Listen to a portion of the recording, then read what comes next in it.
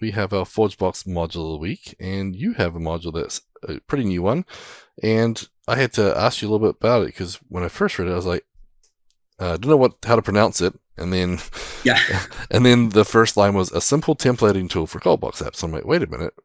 What type of templating? So the name of it is UIME. This was one of those things that was born out of like a 2 a.m. thing out of frustration. So the idea was UI as in user interface me, and I was like, oh, that's kind of cool. I couldn't think of the name, but so it's like the idea was I like using Bootstrap because as a developer I have very little actually aesthetic sense. That's why I wear jeans and pretty much every day, and whatever. It's just one of those things I just don't want to think about. And it's not really a language I speak in terms of the visual component of things, but I like using Bootstrap. I like things to look nice, but then I can also never remember what the classes are that I'm supposed to use when it happens. And so it's all right, I just need to be able to code these things once. And so what UIME is, it's a module that you can include or install off of ForgeBox.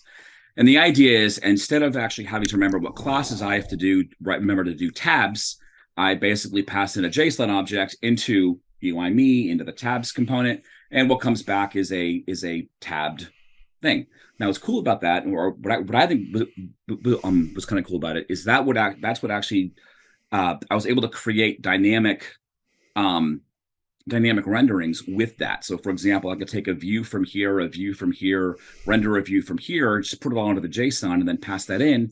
And in a sense, I was able to create tabbed areas on the fly. I could do simple inputs and everything else. But the big thing was not having to remember what all the different classes were.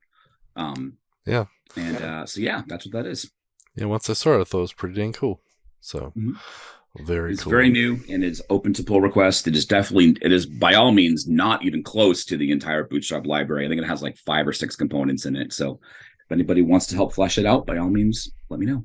Yeah, that's cool. Like there's a lot of little things like that would make our life easier because, like you say, they're great components and everything, but you have to remember how they smell. You have to get all the right.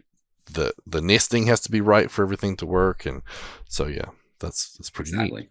I mean, basically, I'm just thinking even like with like some CF custom tag type stuff. Yeah, people do that sometimes just to make it easier, but cool. I try to put in some extra classes. Like each of the components has all the Bootstrap classes, but then I put like an extra one in there that was like the UIME tab. So if people wanted to pass in a class and kind of have their own little tweaking, because I started thinking, all right, what would Esme do in this situation? She needed to have more design situation. So, all right.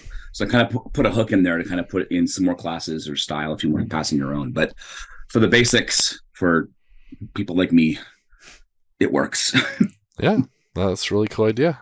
Something new to fun to play with. And again, if someone gets something out of it and they want to add some more components, pull requests are open. So very cool. That was our ForgeBox module of the week, brought to you by Modernize or Die Podcast, CFML News Edition, proudly sponsored by Order Solutions.